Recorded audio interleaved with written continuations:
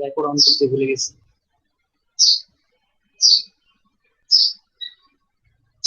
আচ্ছা, তাহলে মেডিকেল টেক্সটের মধ্যে আমরা এখানে বললাম যে বিভিন্ন সব ধরনের স্ট্রাকচার যেগুলো আমরা করছি সবগুলোই আমাদের লাগবে। এরপরে the number of application are huge a diverse ranging from a single thread suture. Suture বলতে যে সেলাই সুতা আর কি, সেলাই করে যে সুতাটা সেটাকে বলা হচ্ছে মেডিকেল মেডিকেল থ্রেড। ওটাকে আমরা মেডিকেল মানে থ্রেড সুচার নামে পরিচিত আর কি বেশি। To the complex composite structure, মানে একেবারে সুতা থেকে শুরু করে কমপ্লেক্স কম্পোজিট স্ট্রাকচার পর্যন্ত যা তো কিছু আছে সবগুলোর মধ্যেই এটা ভেরিয়েবল করতেছে। ফর বোন রিপ্লেসমেন্ট, বোন রিপ্লেসমেন্ট অর্থাৎ আমাদের হাড়, শরীরের হাড়কেও রিপ্লেস করতেছে এখন বর্তমানে। And simple cleaning wipe to advance barrier fabrics used in operating বা অপারেশন রুম আর কি, আমি যদি বলি অপারেশন রুম।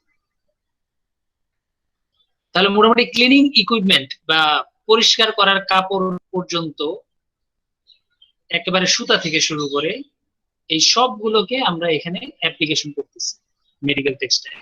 অর্থাৎ একটা ছোট্ট একটা লাইনের মধ্যে আমি আসলে ডিফাইন করাটা খুব টাফ মেডিকেল টেক্সটাইলকে, মানে একটা ছোট্ট লাইনের মধ্যে যদি আমি ডিফাইন করতে চাই।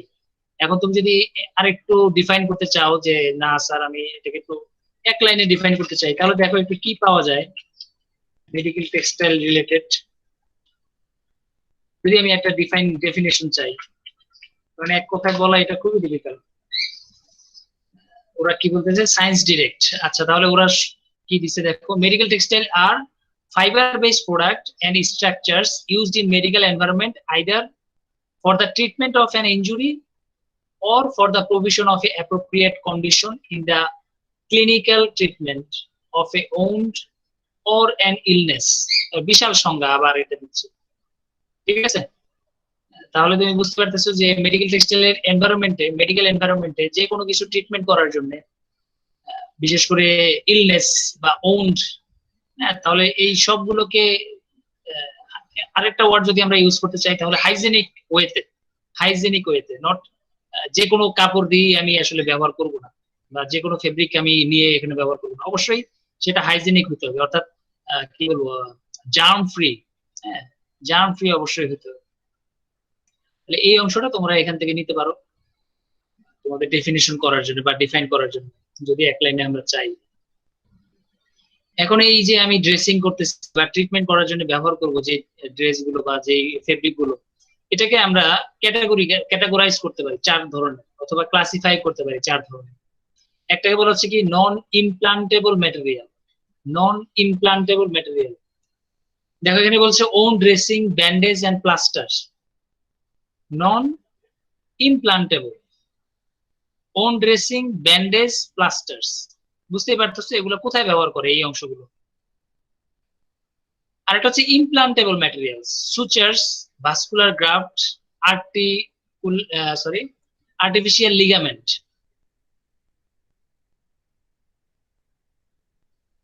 Artificial ligaments, artificial joints etcetera. এটা হচ্ছে ইমপ্লান্টেবল ম্যাটেরিয়ালস। এগুলো কোথায় ব্যবহার করে এটা তোমাকে বুঝতে হবে।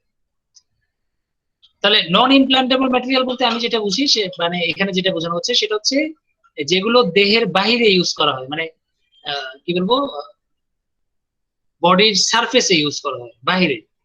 আমি যদি আমার একটা বডি বলি, আমি যদি একটা কি বলি নিজের বডিটাকে আমি যদি এক্সপ্লেন করতে চাই, তাহলে আমার বডির বাইরে, বডির বাইরে বলতে কি বুঝাবো, এটা বডির স্কিনে আর কি, স্কিনে যদি আমি ব্যবহার করি সেগুলোকে আমি বলতেছি নন ইমপ্লান্টেবল ম্যাটেরিয়াল। অথবা আউটসাইড, বাইরের সারফেসে, হ্যাঁ আউটসাইড দ্য বডি যদি আমি ব্যবহার করি তাহলে তখন আমি সেটাকে বলতেছি নন ইমপ্লান্টেবল। আর ইমপ্লান্টেবল যেটা বলা হচ্ছে সেটা হচ্ছে ইনসাইড দ্য বডি। হ্যাঁ, তাহলে তোমার ভিতরে অর্থাৎ রক্ত মাংস যেটাকে আমি বলবো সেটার ভিতরে যদি আমি ব্যবহার করি তখন আমরা সেটাকে বলতেছি ইমপ্লান্টেবল ম্যাটেরিয়ালস। একটা হচ্ছে নন ইমপ্লান্টেবল, একটা হচ্ছে implantable materials. Extra corporeal device, device বলতে যেটা আমরা বুঝি যে একটা মেকানিজম থাকবে এখানে, এবং এক্সট্রা কর্পোরিয়াল ডিভাইস বুঝতে পারতেছো যে বডির বাহিরে এমন একটা ডিভাইস আমি ব্যবহার করতেছি, অথবা ভিতরে আমি একটা ডিভাইস ব্যবহার করতেছি যেটা মেডিকেলের একটা অথবা আমার বডির একটা পার্ট হিসেবে কাজ করবে। টোটালি একটা ইলেকট্রনিক ডিভাইসই বলতে পারো, যার আসলে কিছু কর্মদক্ষতা থাকবে, এখানে কিছু ফাংশন সে করতে পারে। এগুলোর মধ্যে কেমন আছে, যেমন আর্টিফিশিয়াল কিডনি, লিভার, লাংস। বুঝতেই পারতেছো যে বডির বিভিন্ন স্পেশাল ফাংশন কাজ করার জন্য বা স্পেশাল ফাংশন গুলো পারফর্ম করার জন্য আমি যেই ডিভাইস গুলো ব্যবহার করতেছি সেগুলোকে বলা হচ্ছে এক্সট্রা কর্পোরিয়াল ডিভাইস। আরেকটা বলা হচ্ছে কি হেলথ কেয়ার বা hygienic product. Hygienic product not যে আমার গায়েই ব্যবহার করতে হবে বা আমার স্কিনে ব্যবহার করতে হবে বা ভিতরে ব্যবহার করতে হবে বা বডির ভিতরে, এরকম না। এটা হচ্ছে জাস্ট প্রোডাক্ট, অর্থাৎ যে কোনো কিছু এখানে আসতে পারে। বেডিং, ক্লোদিং, সার্জিক্যাল গাউন, অর্থাৎ ডাক্তাররা যেটা ব্যবহার করতেছে, রোগীরা যেটা যেখানে শুয়ে থাকতেছে, তাদের আশেপাশে যে ফেব্রিক বা ক্লোথ, কাপড়, যেগুলো পরিষ্কার করার জন্য আমরা ব্যবহার করতেছি সবগুলোকে এখানে ফেলা হচ্ছে হাইজেনিক প্রোডাক্ট হিসেবে। অর্থাৎ হাসপাতালে তুমি একটা হসপিটালের মধ্যে যত ধরনের কি বলবো হোম টেক্সটাইল আর কি, এক কথা যদি বলি হোম টেক্সটাইল যতগুলো ব্যবহার করা হচ্ছে সবগুলোকে আমরা এই ক্লাসিফিকেশনে ফেলতে পারি, হেলথ কেয়ার বা হাইজেনিক প্রোডাক্ট। এছাড়া তুমি বুঝতে পারো যে বাচ্চাদের যত ধরনের ফেব্রিক আছে বর্তমানে, অনেক বাচ্চাদের জন্য বা ছোট একেবারে নবজাত শিশু যারা আছে ওদের জন্য যে প্রোডাক্ট গুলো আমরা ব্যবহার করতেছি সেগুলোকে আমরা হাইজেনিক প্রোডাক্ট হিসেবে সাধারণত ট্রিট করে থাকি অনেক সময়। এই সেগুলোও কিন্তু মেডিকেল টেক্সটাইলের মধ্যে পড়বে। যদিও এখনো আমরা অতটা সচেতন না আর কি বাঙালি বা আমাদের দেশটা, কিন্তু এটার দিকে মনে করো খুব মানে কি বলবো এটাকে পছন্দনীয় আর কি। বিদেশি যত জায়গায় দেখবা হাইজেনিক প্রোডাক্ট মানে বাচ্চাদের একেবারে নবজাতকদের জন্য হাইজেনিক প্রোডাক্টটা সবচেয়ে ইম্পর্টেন্ট, বিশেষ করে তাদের বিভিন্ন ধরনের স্কিন ডিজিজ, ছোট ছোট বাচ্চাদের ঘামাচি বা অন্যান্য যেগুলো ছোটখাটো রোগগুলো যে হয় সেগুলো থেকে যাতে বাঁচার জন্য যে সব প্রোডাক্ট গুলো আমরা ব্যবহার করতেছি সবগুলোকে আমরা এখানে আনতে পারি। তো ইমপ্লান্টেবল, নন ইমপ্লান্টেবল এবং extra corporeal device plus hygienic product, এই 4 ধরনের ক্লাসিফিকেশনে তুমি সকল মেডিকেল টেক্সটাইলকে ফেলতে পারবে। তো এখন যদি এই মেডিকেল টেক্সটাইল গুলো আমরা তৈরি করতে চাই এই ধরনের ফেব্রিক গুলো, তাহলে আমাকে কি ধরনের ফাইবার চয়েস করতে হবে? Fibre used for medical textile. তাহলে ফাইবার গুলোর নামগুলো আমরা একটু দেখি। একটা হচ্ছে নন টক্সিক, তাহলে ফাইবার অবশ্যই হতে হবে নন টক্সিক ফাইবার। নন অ্যালার্জিক, বুঝতেই পারো যে অনেক ফাইবার আছে অনেকের সহ্য হবে না, বিশেষ করে যেমন উল। উল ফাইবার কিন্তু অনেকেই গায়ে দিতে অস্বস্তি বোধ করে, তাদের বিভিন্ন ধরনের কি বলবো অ্যালার্জি চলে আসে। আবার উল ফাইবার তো জানো যে তোমরা এটা ডাস্ট ক্যাপচার করে, ডাস্ট ধুলাবালি সে অ্যাবজর্ব করে যখন এটা ব্যবহার করা হয়। তো এই ধুলাবালিটাকে অনেকে বলে যে এই ধুলাবালির কারণে আমার অ্যালার্জি, ধুলাবালি আমি সহ্য করতে পারি না। তাহলে উল ফাইবার মানে আলটিমেটলি উল ফাইবারের কোনো দোষ নাই, দোষ হচ্ছে ধুলাবালির আর কি। ধুলাবালিটা সে সহ্য করতে পারে না, আলটিমেটলি সে উল ফেব্রিকটা তার জন্য অ্যালার্জি হয়ে গেছে।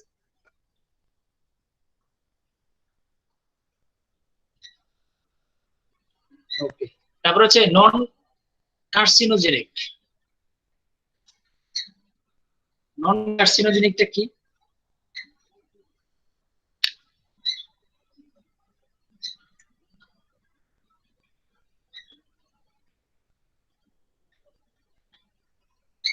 বলতে পারবা?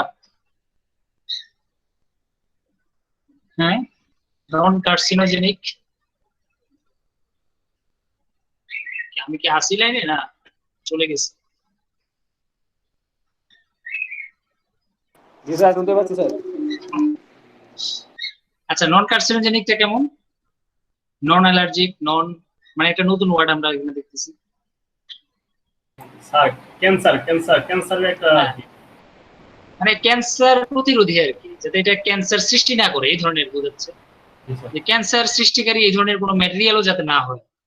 জানোই তো যে এখন বর্তমানে বিভিন্ন ধরনের জিনিস থেকে ক্যান্সারও সৃষ্টি হয়, বিশেষ করে এই যে কাটাছেঁড়া বা এই যে তোমার সিরিঞ্জ ব্যবহার করতে নিষেধ করে, একজনের সিরিঞ্জ আরেকজন ব্যবহার করতে নিষেধ করতেছে। তারপরে তোমার রক্ত, ব্লাড ইউজ করতে নিষেধ করে, যে যার যার মধ্যে যার কাছে ক্যান্সার আছে ওদের ব্লাড যাতে আমরা ইউজ না করি। মানে মেডিকেল আমি ট্রিটমেন্ট করতে যাচ্ছি, এখন এক ট্রিটমেন্ট করতে গিয়ে আরেকটা রোগ নতুন করে যাতে সৃষ্টি না হয়, মোটামুটি এই ধরনের সবগুলোই কিন্তু এখানে খেয়াল রাখতে হবে। এই যে এখন আমরা তোমাদেরকে যে আজকে এখন আমরা সবচেয়ে বেশি দেখতেছি মাস্ক, যে বাংলাদেশ মাস্ক ইন্ডাস্ট্রি এখন বানাচ্ছে, তারা মাস্ক এক্সপোর্ট করতে চাচ্ছে। তো ওরা আসলে এই জিনিসগুলো সে চেক করতেছে কিনা, যে নন টক্সিক কিনা আমার ম্যাটেরিয়াল, নন অ্যালার্জিক কিনা, নন কার্সিনোজেনিক কিনা, এগুলো কিন্তু আমরা টেস্ট করতে পারতেছি কিনা সেটাও আসলে দেখার বিষয় এখন বর্তমানে। ঠিক আছে, ইভেন বুঝতেই পারতেছি যে বাংলাদেশ থেকে আমরা কি বলতেছি যে করোনা নেগেটিভ রিপোর্ট দিয়ে ছেড়ে দিচ্ছি, বিদেশে গিয়ে আবার করোনা পজিটিভ হচ্ছে। তাহলে বাংলাদেশে যে আমরা একজন মানুষকেই ছেড়ে দিচ্ছি এবং সে আসলে ওখানে গিয়ে সে ওই ধরনের রোগেই আক্রান্ত হচ্ছে আলটিমেটলি। তো এই ধরনের টেস্টিং ডিভাইস গুলো আমাদের কিন্তু অনেকটাই উইক বর্তমানে। তো এখন এই মেডিকেল টেক্সটাইলের ক্ষেত্রে এই জিনিসগুলো অবশ্যই খুব ভালোভাবে দেখতে হবে যে এগুলো যাতে কখনোই তার মধ্যে না থাকে। এরপর বলতেছে কি able to sterilized without changing the physical and chemical characteristics. Sterilize বলতে আবার কি বোঝায়?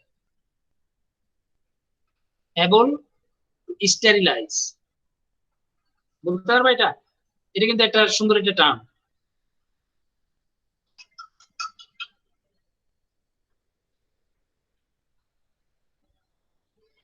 সুন্দর একটা টার্ম আর কি, মেডিকেল টার্ম। আমরা এখন মানে টেক্সটাইলের সাথে মেডিকেল টার্মও কয়েকটা পরিচিত হইতে হবে এখন। ঠিক আছে, জীবাণুমুক্ত করো না, স্টেরিল, ওই যে আমরা বলি না স্টেরিলাইজ করো, এটাকে জীবাণুমুক্ত করো, জীবাণুমুক্ত করো, ডেটল ইউজ করো বা স্যাভলন ইউজ করো, এই ধরনের কথাগুলো আমরা যেগুলো বলি সেগুলো মেনলি এখানে চলে আসতেছে। যে তোমার যে টেক্সটাইলটা তুমি ব্যবহার করবা সেটা অবশ্যই জীবাণুমুক্ত হইতে হবে, প্লাস এটা কিন্তু জীবাণুকে মারতেও হইতে পারে। যেমন অনেক কিছু আছে যে জীবাণুকে ধ্বংস করার জন্য আমরা ব্যবহার করি। টেক্সটাইল ম্যাটেরিয়াল যে শুধু ব্যান্ডেজ হিসেবে ইউজ করতেছি বা এমনি ধরে রাখার জন্য বা আমরা পরার জন্য ইউজ করতেছি এমন না। এটা যাতে স্টেরিলাইজও থাকে, অর্থাৎ এটা যাতে বিভিন্ন ধরনের রোগ জীবাণু থেকে নিজে রক্ষা পায়, প্লাস যদি রোগ জীবাণু এখানে আসতে চায় তাহলে সেটাকেও যাতে আমরা ধ্বংস করতে পারি। এই ধরনের টেক্সটাইল প্রপার্টিসটাও, মানে এই ধরনের বৈশিষ্ট্যটাও এই টেক্সটাইল ফেব্রিকের মধ্যে থাকতে হবে বা এই মেডিকেল টেক্সটাইলের মধ্যে থাকতে হবে। সবার ক্ষেত্রে না, মানে যখন আমাদের দরকার। তাহলে অনেক স্পেশাল কিছু বৈশিষ্ট্য এখানে দরকার এই ফাইবার গুলোর মধ্যে। এখন দেখো কমোডিটি ফাইবার্স যেগুলো সচরাচর ব্যবহার করা হয়, তাহলে প্রথমে হচ্ছে কটন, সিল্ক, ভিসকোস। তাহলে সচরাচর যেসব ফাইবার আমরা বলতেছি সেগুলোই এখানে আসতেছে। Used as non implantable materials. তাহলে নন ইমপ্লান্টেবল ম্যাটেরিয়াল কোনটা? এখন যদি দেখো, home dressing, bandage and plaster, অর্থাৎ বাহিরে, বডির বাহিরে আমরা যেগুলো ব্যবহার করতেছি ব্যান্ডেজ হিসেবে, সোজা কথা। তারপর হেলথ কেয়ার, হাইজেনিক প্রোডাক্ট। এই যে হেলথ কেয়ার এবং হাইজেনিক প্রোডাক্ট হিসেবে আমরা এই ধরনের ফাইবার গুলো বেশি পছন্দ করতেছি। আরেকটা ফাইবার আছে, সেটা হচ্ছে কি polyester, polyamide, polytetrafluoroethylene, polypropylene, carbon, glass etcetera. তাহলে এগুলো আমরা ব্যবহার করতেছি স্পেশাল কেজে। ঠিক আছে, স্পেশাল কেজ বলতে এই যে তোমার ইমপ্লান্টেবল ম্যাটেরিয়ালের মধ্যে কিছু কিছু জায়গায় আমরা ব্যবহার করতেছি, আবার এক্সট্রা কর্পোরিয়াল ডিভাইস তৈরি করার জন্য আমরা কিছু কিছু জায়গায় ব্যবহার করতেছি। অর্থাৎ এই ফাইবার গুলো তুমি সেখানে দেখবা যেখানে হচ্ছে ডিভাইস ইউজ হবে, প্লাস লিগামেন্ট একটা পার্ট হিসেবে ইউজ হবে, মানে তোমার বডির একটা পার্ট বা একটা অংশ হিসেবে ইউজ হবে। ঠিক আছে, এই ধরনের কিছু জিনিস। আবার ইদানিং তোমরা যদি একটু মেডিকেল বা হসপিটাল গুলোতে যাও, দেখবা লিগামেন্ট, হ্যাঁ লিগামেন্ট, তার বা কর্ড, তারপরে তোমার প্যারাকের মতো পিন, স্ক্রু, এই অনেক ধরনের অদ্ভুত জিনিস তুমি দেখতে পারবে মেডিকেল টেক্সটাইলের মধ্যে, এবং সবগুলো কিন্তু এখন ব্যবহার হচ্ছে। অর্থাৎ একটা মানুষের হাড় কেটে ফেলা, সেই হাড়টা আবার জয়েন করা, তারপরে হাড়টা রিপ্লেস করা, এই ধরনের অনেকগুলো কাজে কিন্তু এখন এই মেটালিক ফাইবার গুলো কিন্তু চলে আসছে। ইভেন স্টিল, হ্যাঁ স্টিল মানে অল্টারনেট হিসেবে আমি বলবো যে স্টিলও চলে আসতেছে। ঠিক আছে, যদিও আমরা এখানে কোয়ালিটি কিছু ম্যাটার আছে, কোয়ালিটি যেটা আমরা বলি যে এটা দীর্ঘদিন ইউজ করতে পারবা কিনা, বা এটা তোমার ব্লাডের সাথে অথবা শরীরের ভিতরে যখন এটা ইউজ করে তখন এটা কি আসলে তোমার বিভিন্ন ধরনের রোগ সৃষ্টি করবে কিনা। বিশেষ করে আমরা বলছি জং ধরা বা অন্য ধরনের যেগুলো পানির সাথে, মানে আমাদের তো লিকুইডই বলতে পারি, যে পানির সংস্পর্শে এসে ফাইবার গুলো নষ্ট হবে কিনা, এটা একটা ক্যারেক্টারিস্টিক সেখানে বহন করে। এই জন্য দেখা যায় নকল প্রোডাক্টও অনেক সময় আসলে তারা ব্যবহার করে বা ইউজ করে ডাক্তারি পেশার মধ্যে, বা যেসব কোম্পানি আসলে এগুলো তৈরি করতেছে, অথবা যদি বলি যে আমি 2 নাম্বারে যেগুলো করতেছি আর কি, তো সেই সব জায়গায় কিন্তু একটু সতর্ক থাকতে হবে আর কি। তো এই ক্ষেত্রে ইম্পর্টেন্ট যে বিভিন্ন ইন্ডাস্ট্রি বা বিভিন্ন তোমার ম্যানুফ্যাকচারার তারা কিন্তু আমাদেরকে অনেক সময় ঠকায় আর কি, যদি তুমি ফাইবারের থেকে দেখো। তবে যদি সঠিক ফাইবারটা আমরা চয়েস করতে পারি, তার কোয়ালিটিটা যদি আমরা ঠিক মতো ইউজ করতে পারি, তাহলে তোমার এই ফাংশন গুলো আমরা দীর্ঘদিন করতে পারি, দীর্ঘদিন আমরা ব্যবহার করতে পারি। মোটামুটি কমোডিটি ফাইবারের মধ্যে বা পরিচিত ফাইবারের মধ্যে এই জিনিসগুলো আমরা ব্যবহার করবো। এটসেট্রা লেখা হয়েছে, মানে আরো বুঝতেই পারতেছো যে আরো অনেক ফাইবার এখানে আসবে। ইভেন মেটালিক ফাইবার গুলো এখানে চলে আসবে। এরপর হচ্ছে কি স্পেশালিটি ফাইবার, তাহলে আরো কয়েকটা ফাইবার স্পেশালি এখানে আসতেছে। তার মধ্যে একটা কি বলেছে দেখো, কোলাজেন। তাহলে যেই ফাইবারটার নাম আমরা এখন আজকে মনে হয় হয়তো বা তোমরা ফার্স্ট শুনতেছো, কোলাজেন ফাইবার। তাহলে এটা কোথা থেকে পাচ্ছে? Obtain from bovine skin. এখন কথা হচ্ছে বোভাইন স্কিন আবার কি, কোথা থেকে পায়? বোভাইন স্কিন বলো দেখি। নতুন নতুন টার্ম আমাদের কাছে আসবে।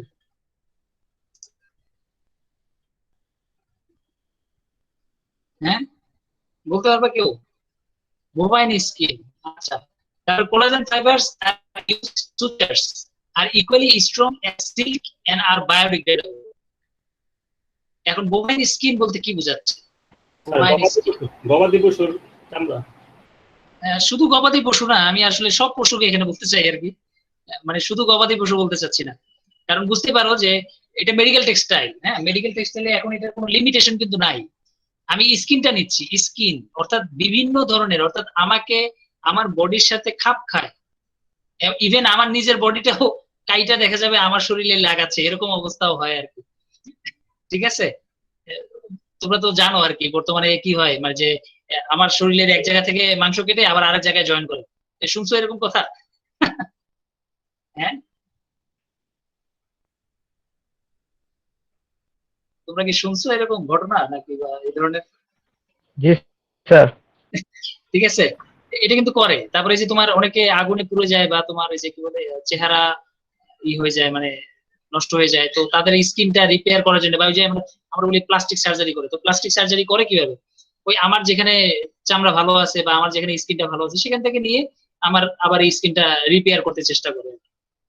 অর্থাৎ তুমি এখন গবাদি পশু না বলে, মানে আমি সব পশুই বলতে পারি, আমি নিজেও একটা পশু হইতে পারি আর কি, এরকম একটা অবস্থা আর কি।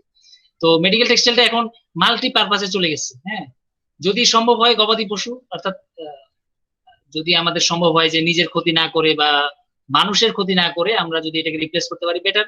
আর যদি না পারি একেবারে, তখন আমরা একেবারে হিউম্যান বডিতেই চলে যাচ্ছি, যে নিজের বডি থেকে বা নিজের বডির পার্ট থেকে, বিশেষ করে আসলে নিজের বডি থেকে হইলে কি হয়, ওই যে তাড়াতাড়ি রিকভার করে আর কি, যেহেতু আমার স্কিনের সাথে আমার স্কিনটা ম্যাচ করে, আলটিমেটলি এটা রিকভার করে খুব তাড়াতাড়ি, মানে খুব তাড়াতাড়ি কিউর করা যায়, ট্রিটমেন্ট খুব দ্রুত হয়।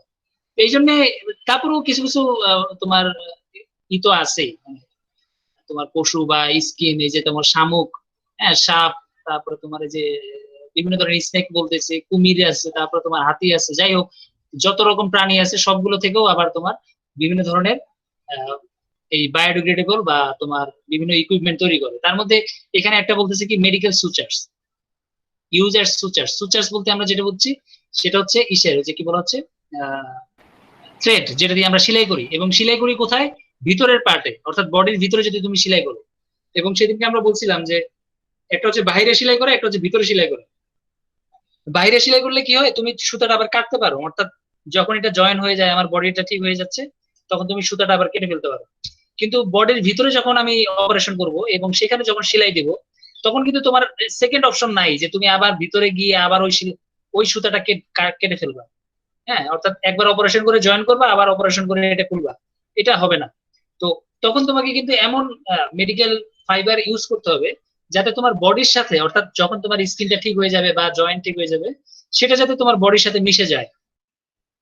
এবং একই সাথে এটা কি হবে, স্ট্রং হইতে হবে, অর্থাৎ যতদিন তোমার দরকার, যে কতদিন তোমার এটা থাকতে হবে ভিতরে, কতদিন এটা ধরে রাখতে হবে স্কিনটাকে বা ভিতরের অংশটাকে জয়েন করার জন্য, তো সেরকম স্ট্রেংথ তো তার মধ্যে থাকতে হবে। আবার বলছি কি বায়োডিগ্রেডেবল হইতে হবে, অর্থাৎ বডির সাথে এটা মিশে যেতে হবে। এই ধরনের একটা ফাইবার বা এই ধরনের একটা তোমার ইয়ার্ন যদি তুমি তৈরি করতে চাও, তখন তোমাকে এই কোলাজেন ফাইবারটা ইউজ করতে হবে। অর্থাৎ যে কোনো পশু পাখি বা যে কোনো জীবন্ত মানুষের স্কিন বা জীবন্ত জিনিসের স্কিন থেকে যে ফাইবার গুলো তৈরি হবে, সেগুলো থেকে আমরা আসলে এই ধরনের টেক্সটাইল গুলো তৈরি করতে চেষ্টা করি। বিশেষ করে ভিতরের মানে ইনার পার্টে যেটা আমরা বলতেছি যে ইমপ্লান্টেবল ম্যাটেরিয়ালের তৈরি করার জন্য। তাহলে কোলাজেন ফাইবারটা খুবই মানে এটা নতুন একটা ফাইবার আমাদের মেডিকেল টেক্সটাইলে অলরেডি ডেভেলপ করছে। এরপর যেটা বলা হচ্ছে ক্যালসিয়াম অ্যালগিনেট। অ্যালগিনেটের মধ্যে কি বলা হচ্ছে দেখো, made from brown seaweed. Brown seaweed এটাও পরিচিত তোমাদের একটা জিনিস। সিউইড কি বোঝায় এটা? ছত্রাক স্যার। ছত্রাক? ছত্রাক ছত্রাক বোঝায় না শ্যাওলা জাতীয় সামথিং? এটা করে একটা কিছু স্যার। সিউইড মানে এটা হচ্ছে আগাছা আর কি, সামুদ্রিক আগাছা বলি আর কি। স্যার তোমরা শৈবাল। হ্যাঁ শৈবাল, শৈবাল আর কি। আরেকটা হচ্ছে তোমার যে কি বলে, কি যেন বললাম আমি, ব্যাপারটা এইমাত্র বলে এখনো ভুলে গেলাম। পানির মধ্যে ভাসে এটাকে শ্যাওলা, শ্যাওলা, সামুদ্রিক শ্যাওলা বললেও, বা যে নদীতে তোমরা অনেক সময় দেখো যে অনেক রকম শ্যাওলা জমে না, পাতলা বা তরল টাইপের, একেবারে নরম আর কি। এই সিউইড গুলো থেকে আসলে ক্যালসিয়াম অ্যালগিনেট বের করা যায়। মানে বিভিন্ন সামুদ্রিক কি বলবো এটাকে, তুমি যেটা বললা যে শৈবাল থেকে, অথবা বিভিন্ন সামুদ্রিক ছত্রাক, অথবা তুমি যেটা বললা যে, আমি এক কথায় যদি বলি সামুদ্রিক বিভিন্ন ধরনের জিনিস থেকে আর কি ক্যালসিয়াম অ্যালগিনেট। এটা যে তুমি বলো লবণ আর কি, লবণের সোর্স। হ্যাঁ, বিভিন্ন সামুদ্রিক লবণের সোর্স যেটা আছে সেখান থেকে আমরা এই কিছু ক্যালসিয়াম অ্যালগিনেট ফাইবারটাকে ডেরিভ করতেছি। এখন এই ফাইবারটা কি করতেছে, this fibre help on healing. On healing এই যে কিছুক্ষণ আগে যেটা বললাম যে তোমার কোথাও যদি কেটে যায়, গর্ত হয়ে যায়, সেগুলোকে খুব তাড়াতাড়ি হিল করতে পারে এই জিনিসগুলো। ওন ড্রেসিং, ওন ড্রেসিং অর্থাৎ ড্রেসিং বলতে ওই যে তোমার ব্যান্ডেজ টাইপের আমরা যদি জয়েন করি সেই ধরনের। মেড ফ্রম সাচ ফাইবার আর নন টক্সিক। তাহলে এই যে একটা সুন্দর একটা বৈশিষ্ট্য তার মধ্যে আছে যে এটা হচ্ছে নন টক্সিক এন্ড বায়োডিগ্রেডেবল, এবং তোমার শরীরের সাথে সেটা মিশে যাবে। তাহলে এই যে তুমি যেটা বললাম কিছুক্ষণ আগে যে তুমি বোভাইন স্কিন ইউজ করতেছো, ঠিক আছে, আবার তার সাথে যদি আমাদের বাহিরে মানে এটা তো ভিতরের কথা বলছিলাম, যে ভিতরের পার্টে যদি তুমি ব্যবহার করো, আর যদি বাইরের পার্টে তুমি ব্যবহার করতে চাও, তাহলে এই যে ক্যালসিয়াম অ্যালগিনেট ফাইবারটা আমরা নিয়ে আসতে পারবো, যেখানে অনেক ধরনের ক্ষতস্থান গুলো খুব দ্রুত এটা রিকভার করবে। আচ্ছা, তারপর হচ্ছে সিটিন। সিটিন আরেকটা সুন্দর একটা ফাইবারের নাম, নতুন। তাহলে এটা কি ধরনের ফাইবার দেখো, from crabs or shrimp shells. আমরা অনেকেই মোটামুটি এই দুইটা নামের সাথে পরিচিত। একটা হচ্ছে কি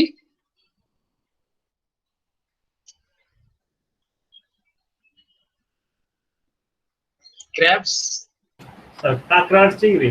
কাঁকড়া এবং চিংড়ি, মানে চিংড়ির খোলস আর কি, আমি যদি বলি খোলস, কাঁকড়ার খোলসটা এবং চিংড়ির খোলস এগুলোকে গুঁড়া করা হয় অনেক সময় দেখবা মেডিকেল টেক্সটাইলে, বা অনেকেই দেখবা এটাকে মানে পিষে গুঁড়া করতেছে, গুঁড়া করে আবার এটা দিয়ে মানে ফাইবার বানানোর জন্য অলরেডি ট্রাই করতেছে বর্তমানে। আবার কখনো কখনো তোমার এটা পাউডার হিসেবেই রাখতেছে, পাউডার হিসেবে ব্যবহার করতেছে, বা অন্য কিছুর সাথে মিক্স করে দেন এটা ব্যবহার করতেছে। তাহলে it can be absorb by the body and promote healing. ওই যে আবার কথা বলতেছে দেখো একই জিনিস, অ্যাবজর্ব বাই দ্য বডি, এটা বডি অ্যাবজর্ব করতে পারে, অ্যান্ড প্রমোট হিলিং মানে খুব দ্রুত তোমাকে হিল করে দিবে, ওই ক্ষতস্থানগুলো মানে ভালো করতে পারবে, আবার ক্ষতস্থানগুলো ফিল আপ করতে পারে আর কি, যে খুব দ্রুত এটা ফিল আপ করে ফেলে। অর্থাৎ আমার গর্ত বা একটা ক্ষত স্থান খুব দ্রুত এটা ফিল আপ করে ফেলে। অথবা আমি যদি বলি আরেকটা কথা, সেটা হচ্ছে তোমার বিভিন্ন সেলগুলো গ্রো করতে সহায়তা করে। তোমার সেলগুলো আর কি, যেগুলো সেল তৈরি হয়, কোষগুলো যে মারা যায় আবার ওখান থেকে যে আস্তে আস্তে জন্ম নেয়, এই কোষগুলোকে বৃদ্ধি বা এটাকে খুব দ্রুত মানে হিল করতে সাহায্য করে এই অংশগুলো। এগুলো বলতেছে কি আর্টিফিশিয়াল স্কিন, এই যে আর্টিফিশিয়াল স্কিন তৈরি করতে সাহায্য করতেছে। Made from chitin non woven fabrics stimulate new skin formation. তাহলে বুঝতে পারতেছো যে তোমার নতুন চামড়া পর্যন্ত বানানো ট্রাই করা হচ্ছে এই ফাইবার থেকে, এক কথায়। এটার পাশাপাশি আরেকটা নাম যদি আনো তাহলে সেটা হচ্ছে সিটোসান। এই ফাইবারটা কেমন, obtained from treating chitin with alkali, অর্থাৎ এই ফাইবারটা যেটা সেটাকে অ্যালকালি দিয়ে আমরা ট্রিট করলে সিটোসান এই ফাইবারটা পাবো। It is being developed for slow drug release membrane. কি বলা হচ্ছে? It is being developed for slow drug release membrane, মানে তোমার যেখানে ড্রাগ দিতে হবে, ওষুধ দিতে হবে, সেই জায়গায় আমি এই ধরনের ফাইবার ইউজ করতে পারবো, এবং এই ফাইবারের ভিতরে তুমি ওই ড্রাগটা অ্যাড করে দিবা। তাহলে কি হবে, তোমার ওই ওই জায়গাটা থেকে যখন বিভিন্ন তোমার পুজ বের হবে বা রক্ত বা ব্লাড এগুলো বের হতে যাবে, তখন তোমার এই স্কিনটা বা এই লেয়ারটা একই সাথে সে ওখানে ওষুধ সাপ্লাই করবে, অর্থাৎ তোমার রিপেয়ার করার জন্য যে পরিমাণ ড্রাগ দরকার সেটা আবার সে সাপ্লাইও করবে। একসাথে তাকে দিয়ে প্রোটেকশন দিচ্ছ, আবার তুমি ওষুধ বা ড্রাগ যেটা দরকার সেটাও তুমি প্রয়োজন অনুসারে তুমি সাপ্লাই দিতে পারতেছো। দুটা কাজ একসাথে হবে, ঠিক আছে, এই ধরনের ফাইবারের দিক। তাহলে আমরা এই যে কয়েকটা নতুন বা স্পেশাল ফাইবারের নাম আমরা এখান থেকে শিখলাম, প্লাস আরো অনেক ধরনের ফাইবার থাকতে পারে আর কি। আপাতত আমরা এই কয়টা নাম এখানে আনতেছি, এখানে আপাতত আর কোনো নাম আমরা এখানে দিচ্ছি না। তবে তোমরা যদি খুঁজো বা আরো যদি জানতে পারো বিভিন্ন ধরনের ফাইবার গুলো যদি স্টাডি করে, তাহলে সেখানে তোমরা একটা একটা করে অ্যাড করে নিতে পারো এইটার সাথে, এই অংশটার সাথে, স্পেশালিটি ফাইবার গুলো। কারণ সায়েন্টিস্টরা বসে নাই আর কি, তারা প্রতিনিয়ত গবেষণা করতেছে, প্রতিনিয়ত আবিষ্কার করতেছে, এবং একটার পরিবর্তে আরেকটা আনতে চেষ্টা করতেছে, যেটা তো যত তাড়াতাড়ি কিউর করতে পারে। ইদানিং তোমরা কিছু দেখবা যে কি বলে, যে ব্লাড থামানোর জন্য কিছু ট্যাবলেটের মতো বের করছে ব্লাড। হ্যাঁ, মনে করো আমার হাতটা কেটে গেল একসাথে, হ্যাঁ আমার হাত কেটে পড়ে যাচ্ছে বা পড়ে গেছে বলবো মনে করো, তো এখন আমার হাত থেকে যে পরিমাণ ব্লাড বের হবে, এটাকে খুব দ্রুত থামানোর জন্য একসাথে মানে এখানে মেডিসিন দেওয়া হবে, বা এই যে তোমার কি বলে এটাকে ফাইবারই বলতে পারো, যেগুলো একসাথে অ্যাপ্লাই করা হবে। একসাথে অ্যাপ্লাই করলে কি হবে, এখান থেকে ব্লাড গুলো আর খুব সহজে বের হতে পারবে না, মানে সাথে সাথে তোমার এই যে মানে রক্তক্ষরণ যেটাকে আমি বলি বাংলায়, রক্তক্ষরণ থামিয়ে দেবে খুব দ্রুত। এবং তোমার এই যে এটাকে আমি বলি কি মিলিটারি বেস গুলোতে, বিশেষ করে ফরেন মিলিটারি বেস গুলোতে এগুলো এখন বেশি ব্যবহৃত হচ্ছে, এই কুইক ট্রিটমেন্ট, যেটা কুইক একেবারে সাথে সাথে ব্লাড বন্ধ করে দিচ্ছে, ঠিক আছে, যাতে আমি তাকে সেভ করতে পারি, তাকে তার লাইফটা যাতে সেভ করতে পারি। এই ধরনের অনেক ধরনের ফাইবার এখন বর্তমানে চলে আসতেছে। অ্যাবজর্বেন্সি মানে হাই অ্যাবজর্বেন্সি, ওরা ওদেরকে দেওয়ার সাথে সাথে ওরা তোমার ব্লাডটাকে খুব দ্রুত অ্যাবজর্ব করে ওই রাস্তাটা বন্ধ করে দিবে, যাতে আর রক্ত বেরোতে না পারে। খুবই ইন্টারেস্টিং আর কি, এটা তুমি দেখতে হইলে মানে ইউটিউবে দেখতে হবে আর কি, বিভিন্ন জায়গায় খুঁজে খুঁজে, ঠিক আছে, মেডিকেল টেক্সটাইলে বা তোমার এই ধরনের আস্তে আস্তে কি দিয়ে সার্চ করবো আমি জানি না, বাট তোমরা খুঁজতে থাকো আর কি বিভিন্ন ধরনের আইটেম গুলো।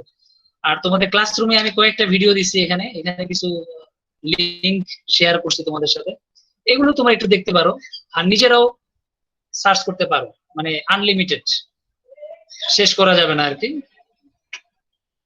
তো আপাতত আমরা এতটুকু থাকি আজকে মেডিকেল টেক্সটাইলের মধ্যে। আমরা আসলে what is medical textile, categories and fibre used, মানে কি কি ফাইবার এখানে ব্যবহৃত হয়। নেক্সট ক্লাসে আমরা পরের অংশগুলো আস্তে আস্তে যাবো, এর অনেক কিছু আছে, আস্তে আস্তে যাবো যতদিন লাগে, ঠিক আছে।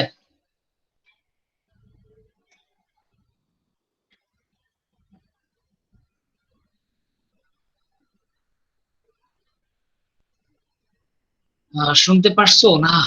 শুনতে পারো নাই? স্যার শুনতে পাই স্যার। ওকে, মেডিকেল মেডিকেল টেক্সটাইলের এই অংশগুলো পারা যাবে কিনা?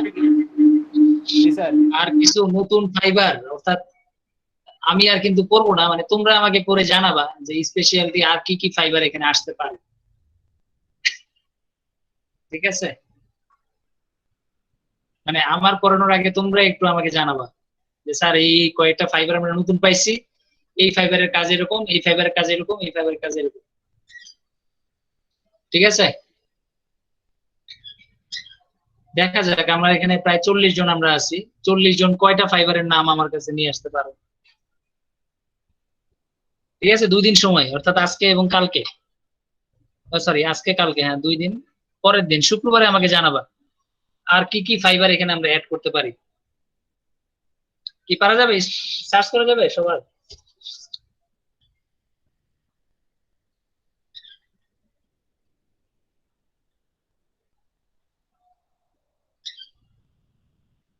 হ্যাঁ, সার্চ করা যাবে কিনা? জি স্যার সার্চ করা যাবে স্যার। ওকে, আর যেগুলো ভিডিও দিছি ওগুলো একটু দেখবা। আমি আজকে দেখাই নেই, একটা ভিডিও দেখাই নেই, তোমরা এগুলো দেখবা। ঠিক আছে, নেক্সট ক্লাসে আমরা এটা জিজ্ঞাসা করবো। তোমাদের অনেকেই কিন্তু ক্লাস করতেছে না, এদের ক্ষেত্রে কি মানে ওদের কোনো সমস্যা আছে?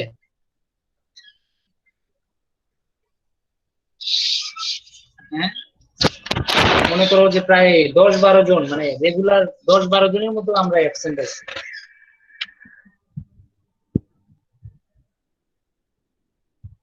কেউ কিছু বলছে? তোমার জ্যোতি অ্যাবসেন্ট, ও অনেকদিন ধরে অ্যাবসেন্ট। জ্যোতি 2-1 দিনের নাম মনে থাকতে পারে আর কি, বাকিরা তো আর সবার নামটা মনে থাকবে না। ওদের কি সমস্যা?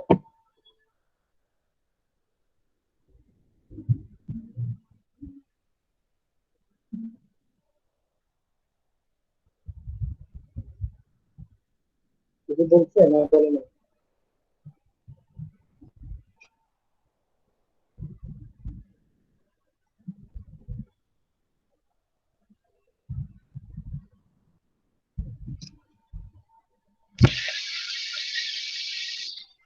কেউ জানো না?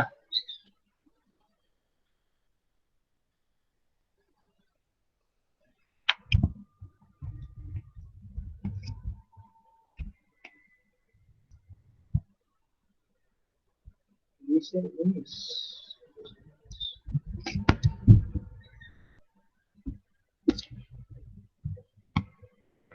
38 জন পরীক্ষা দিচ্ছে ক্লাসে absent।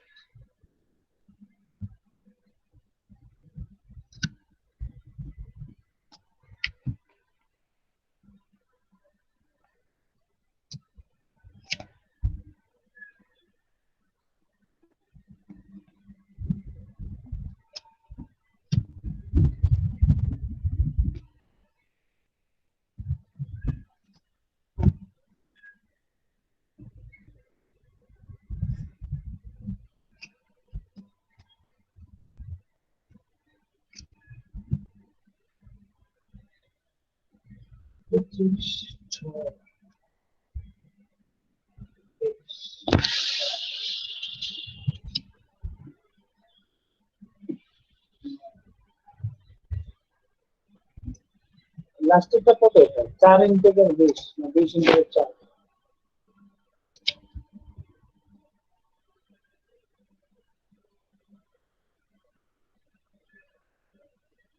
না শাহেদ, 20 ইন্টেকের 4।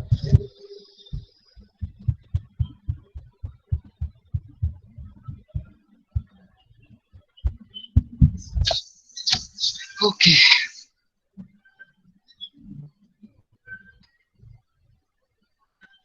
আচ্ছা আমি এক নাগারে একটু বলি তোমাদের।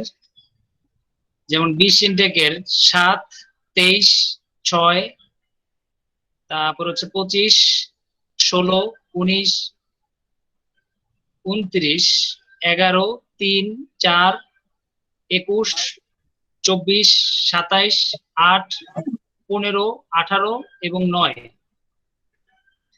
19 ইনটেকের 29, 6, 101, 104 এবং 58। আর 13 ইনটেকের 51। ঠিক আছে, এই ইলিয়াস তোমার কত আইডি? 16 ইনটেকের কত জানো? Sir 07 sir. কোনটা কোনটা কে বলতেছো? স্যার আমার আইডি 60। হ্যাঁ, ইনটেক বলো আগে, ইনটেক তারপরে আইডি বলো। জি স্যার আমি 20 16 intake ID 60। ID 4। 16 intake ID 60। Okay 16 intake ID 60। Okay, আর আরেকজন বললো কত? 7? Sir 16 intake 07 sir. 16 intake 07। Okay ঠিক আছে তাহলে। হ্যাঁ বলো। 20 ইনটেক 17। 17, 17 লিখছি তো। আচ্ছা ঠিক আছে, সবারটা লেখা হয়েছে অলরেডি। আমরা আজকে শেষ করি, নেক্সট আরেকদিন। আজকে এতটুকু থাক, আমরা আজকে আর বেশি না। আর তোমরা এমনি প্রিপারেশন নিও, কিন্তু তোমাদের পরীক্ষার প্রিপারেশন আস্তে আস্তে নিতে থাকবে। আর তোমাদের আরেকটা জিনিস হচ্ছে কি, ওই যে পরীক্ষার বিষয়ে তো কিন্তু তোমাদের যে সময় চেঞ্জ করে দিছে না, এটা তো জানো।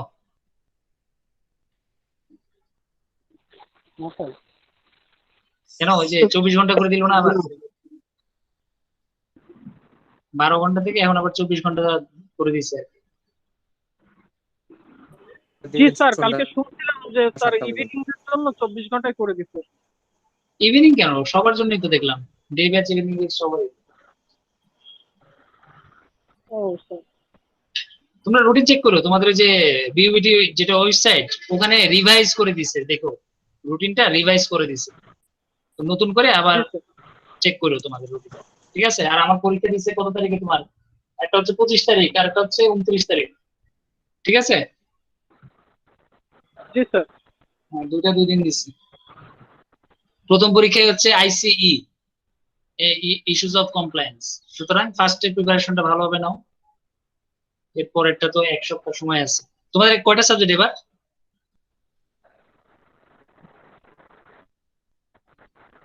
এবার সাবজেক্ট কয়টা তোমাদের? 7টা। ল্যাব সহ 7টা স্যার। 7টা? জি স্যার, অনেকগুলো। থিওরি কয়টা? 5টা। 5টা স্যার। থিওরি 5টা? এটা ল্যাব কম হয়ে গেছে, সেমিস্টারেই 5টা, অন্য সেমিস্টারে 4টা ছিল। তাহলে এবার থিওরি বেশি হয়ে গেছে। রুটিনে দেখছো গ্যাপটা দিছে পরীক্ষার আগে? একজন তো কমপ্লেন করছিল যে স্যার একটা না পরীক্ষা দিচ্ছে, এবার কি হয়েছে, গ্যাপ দিছে না দেয় নাই?